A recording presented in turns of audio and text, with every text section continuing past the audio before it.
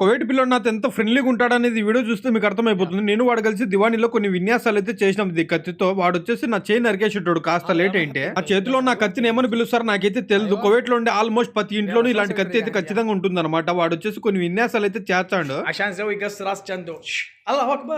امسك خليه يقص راسه انت.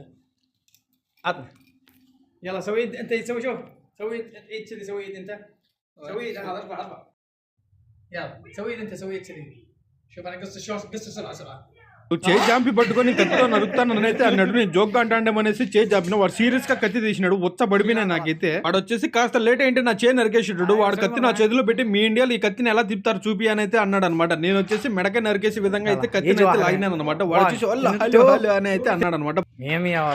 మియా వల్ల అంటే నిజంగానే చాలా బాగా తిప్పుతాను నువ్వు కత్తి అనేసి అయితే పొగుడుతాడు అనమాట. వాడు వాళ్ళు ఈ కత్తితో విన్యాసాలు ఎలా చేస్తారు చూపించాను అయితే అన్నాడు అనమాట. కత్తిని అయితే స్పీడ్ గా బాగానే తీసిన కానీ వచ్చేసి డాన్స్ చేయాలంటే ఇట్లయితే కత్తిని ఒప్పన్నాడు అనమాట. తర్వాత వచ్చేసి ఒకటితో చేసిన వాడైతే మెచ్చుకోవాలి, రెండుతో చేసినా మెచ్చుకోవాలి, మూడుతో చేసినప్పుడు అయితే మెచ్చుకున్నాడు అనమాట. ఒకటి వాళ్ళు ఈ కత్తితో విన్యాసాలు చేసేది ఎప్పుడు అంటే మగ పిల్లోడికి పెళ్లి అయినప్పుడు వాళ్ళ ఫ్రెండ్స్ ఇలాంటి బంధువులు అయితే కానీ ఇలాంటి కత్తితో విన్యాసాలు అయితే చేస్తారనమాట. ఇలాగ కత్తిని కిందికి పైకి ఊపుతా ఉండాలంటే ఇప్పుడు వచ్చేసి హైవా అనేసి అయితే మెచ్చుకుంటా అన్నాడు. మా కోవిడ్ పిల్లోడు ఎప్పుడు ఇలాగే ఉంటాడు నాతో ఆకతాయిగా నా తమ్ముడు నువ్వు అని అయితే అంటాడు అనమాట.